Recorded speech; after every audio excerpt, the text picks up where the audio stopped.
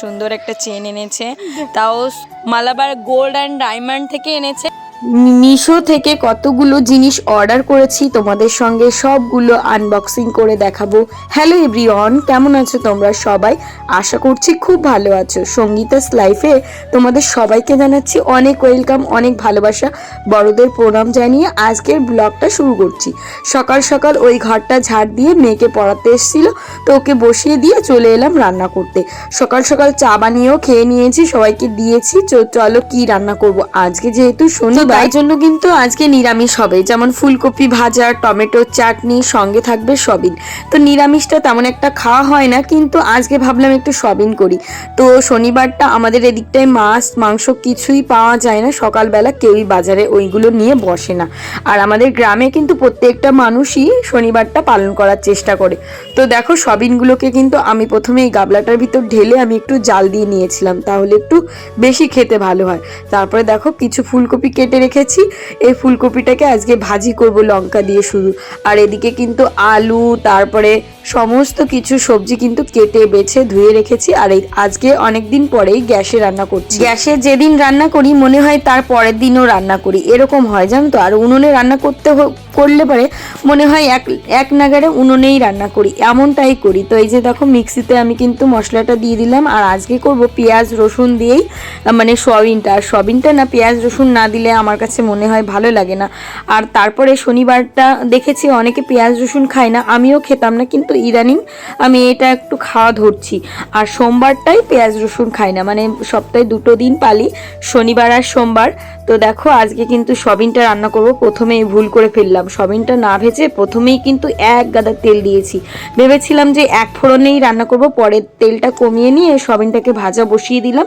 তার ভিতর দেখি ভাতটা হয়ে গেছে।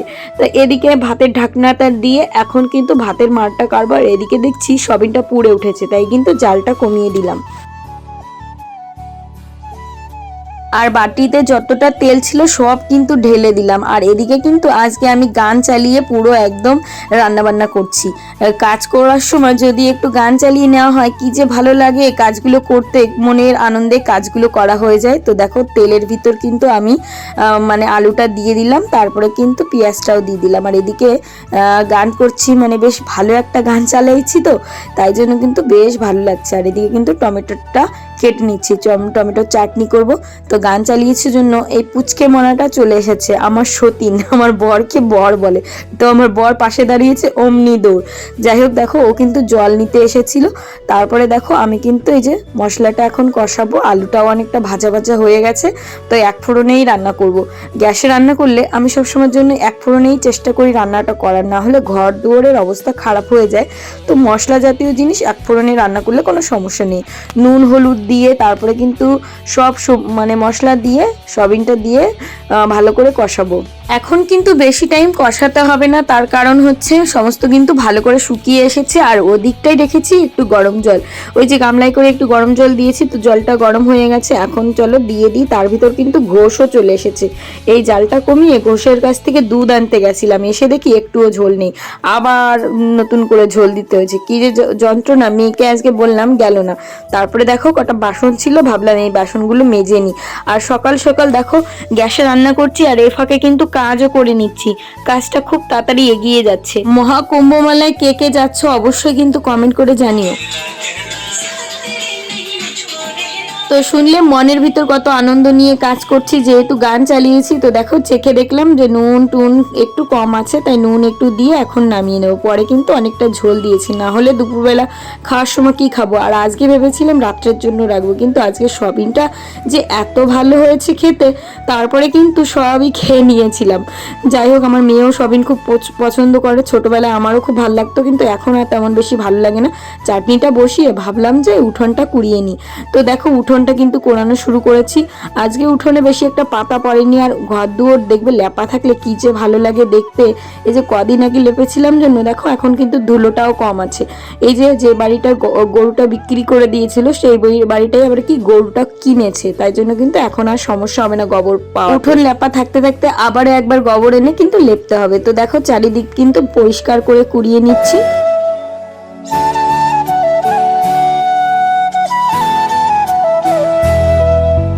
আর আজকে আমাদের গাছে দেখো কতগুলো ফুল ফুটেছে। এই গাছটা না ফুল হতেই চায় না, তার কারণ হচ্ছে এখানে বেশি একটা রোদ নেই আর মাটিটাও বেশি একটা ভালো না, বেলে মাটি।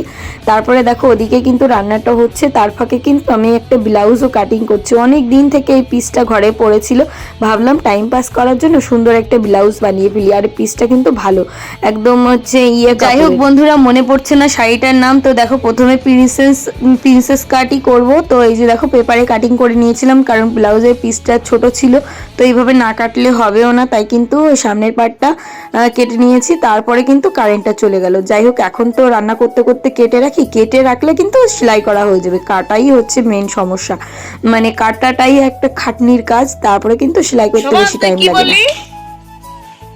বল কি বললি? এই মাত্র উঠানটা সুন্দর করে কুড়িয়ে পরিষ্কার করলাম, অমনি এসে খেলা শুরু। এদের কিছু বলাও যাবে না। দেখো কিভাবে দাগ দিয়েছে, খারাপ। ওই যে এই দিক দিয়ে বেরোলি, এবার ওই দিক দিয়ে বল নিতে গেছিলাম। মার খাবি জমবে, জানিস? কথা বললি একটাও শুনে না। তারপরে দেখো বন্ধুরা, সমস্ত কিন্তু খাবার দাবার নিয়ে বসে পড়েছি। সয়াবিন, ফুলকপি ভাজা, এই যে টমেটোর চাটনি। আর টমেটোর চাটনিটা আমার কাছে এতটা ভালো লাগে কি বলবো। তো আমার বড়ও খাবে না, মেয়েও খাবে না, ও মানে দাঁতের ভিতর কিছু বাঁধলে কিন্তু খেতে চায় না। তারপরে দেখো বসে পড়লাম খেতে। আর এদিকে কিন্তু সমস্ত কিছু নিয়ে বসে পড়েছি সকাল সকাল, তাড়াতাড়ি করে সব কিছু হয়ে গেছে। তাড়াতাড়ি করে খেয়ে নিয়ে আরও কিছু কাজ করব। আরও অনেকগুলো পার্সেল আসবে আজকে, মানে আগে থেকে জানতাম না, যেহেতু জেনেছি তাই কিন্তু তোমাদের প্রথম থেকে দেখিয়ে দিয়েছি।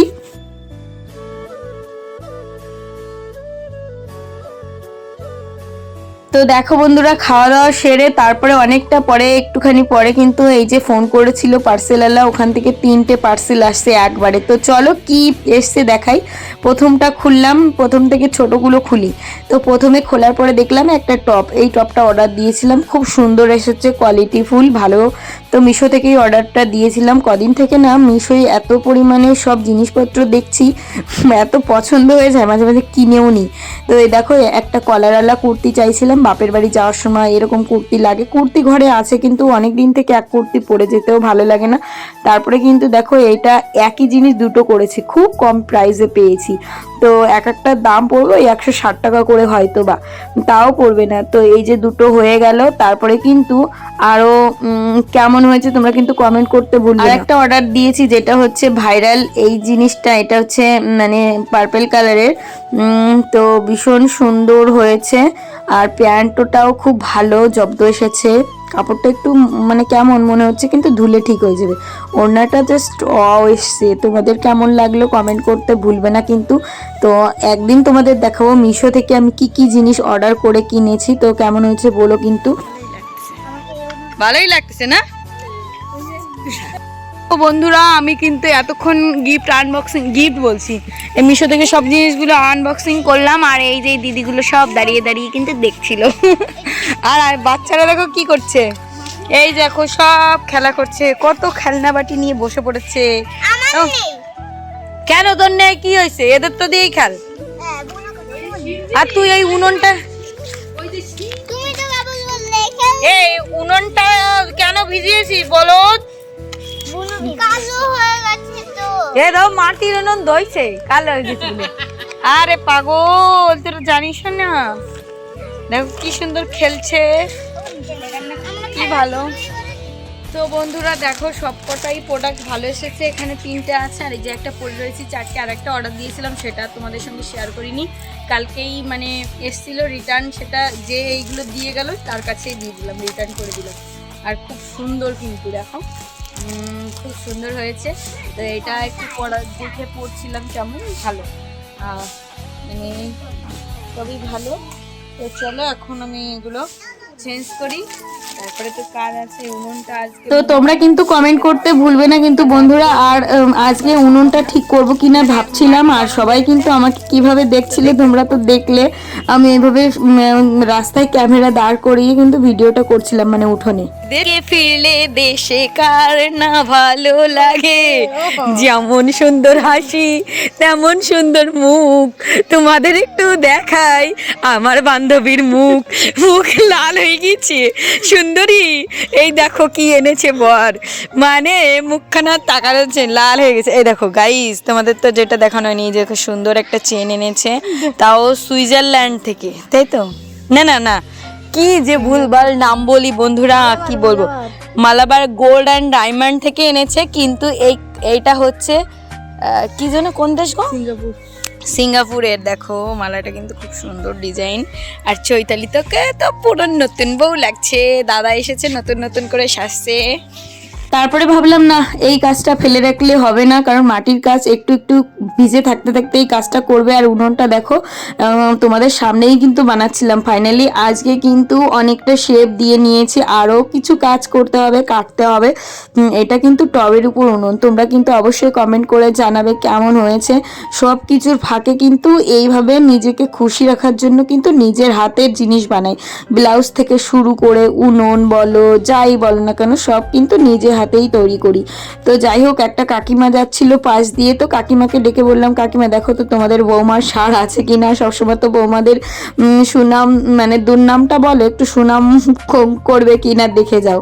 তো কাকিমা বলছে না বৌমা খুব সুন্দর হয়েছে। যাই হোক, কমপ্লিমেন্ট পেয়ে কিন্তু ভালোই লাগলো।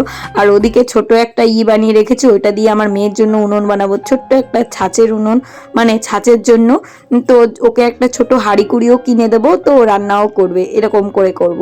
তো তোমরা কিন্তু কমেন্ট করতে ভুলবে না, তোমাদের কমেন্ট পেলে যে এত ভালো লাগে বন্ধুরা কি বলবো। এই বছরটা খুব শখ ছিল কুম্ভ মেলায় যাব, মনে হয় না আমার ভাগ্যে কুম্ভ মেলা আছে। 144 বছর পরে এসেছে, সবারই কিন্তু যাওয়া উচিত আমার মনে হয়। জ্বর শুদ্ধ কাকিমা কাকায় তো জ্বর নাই, আমি কালকে দেখলাম জ্বর নাই। তো বন্ধুরা দেখো, আমরা কিন্তু খেতে বসেছি। কই জায়গা থাও, উনি খাবেই, খালি খালি ওষুধ খালি। আমাদের গ্রামের একটা দিদি জ্বর আসুক আর না আসুক, কদিন পর পর ওনার ওষুধ খেতেই হবে, মানে নর্মালি ভালো মানুষ অবস্থায় ওষুধ খায় একটু খারাপ লাগলেই। তো যাই হোক, তাই বলছিলাম। তারপরে দেখো বিকালবেলা অনেকগুলো জামা কাপড় ছিল, কেচে টেচে স্নান করে তারপরে কিন্তু সেগুলো শুকায়নি, সব কিছু এই ঘরটার ভিতর রেখে দিলাম। এই ঘরটা এইভাবে মেলা থাকে, পরের দিন শাশুড়ি মা হয়তো মেলে দেবে, তারপরে রাত্রেবেলা মেয়েকে পড়াবো। দেখো শরীরের অবস্থা দেখো, মাথা চুল এলোমেলো, কি বলতো, এতক্ষণ পর্যন্ত মেয়েকে পড়ালাম, সেই 6টার সময় বসেছি, এখন বাজে 8:10। এখন যাবো ওই ঘরে রান্না করতে। আর আমার মেয়ে একা একা উস্তাদি করে এই যে নেল পালিশ করছে নিচে বসে। আমি তো গন্ধ অনেকক্ষণ ধরে পাচ্ছি, কিন্তু কিছু বলছি না, যেহেতু 8টা বেজে গেছে, পড়াও কমপ্লিট। তো চলো ওই ঘরে গিয়ে রান্না বান্না করি। আর এই যে কতদিন পরে যে কানেরটা পরেছি, একদিন পরেছি। তো চলো, আজকে না প্রচন্ড ঠান্ডা পড়েছে, কম্বলের তলায় পা রেখেছি, তারপরেও দেখি মানে ঠান্ডা। ও তুই কি ডিজাইন করছিস? কটনের সেই পিলো থাকে না, ওইগুলো দিয়ে পায়ের ভিতর নিচ্ছে, কি অবস্থা দাঁড়াও। আর এদিকে আমার মেয়ে দেখো কি দিয়ে নেল পালিশ পড়ছে, নেল পালিশের আছে। তারপরেও যাই হোক, এখন আমি রান্না করতে যাব। তো চলো বন্ধুরা, বাজার করে নিয়ে আসি। এই দেখো দুটো বেগুন নিয়ে আসলাম। আজকের ব্লগটা কেমন লাগলো বলো, আর আজকে বেগুন ভাজি আর রুটি করবো। টাটা, সবাই ভালো থেকো।